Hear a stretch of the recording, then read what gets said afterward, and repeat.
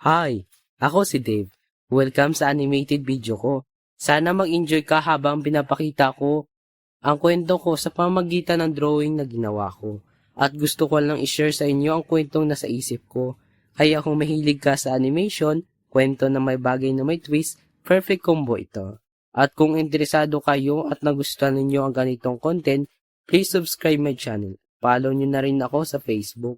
Malaking tulong na yun para makagawa pa ako ng mas maganda at mas malaki animation sa susunod. Pasensya na pala kayo kung hindi masyadong maganda ang drawing ko. Susunod bagusayan ko pa ang pagdrawing ko ng tao. Thank you. So yun lang. Hanggang sa muli. Isang mabilis na tanong lang pala. Gaano kadalas ka nakakita ng animation na hindi lang basta drawing, kundi may kwento na pwedeng magpabago ng araw mo? Comment down below. Bakit ang hirap gumawa ng intro?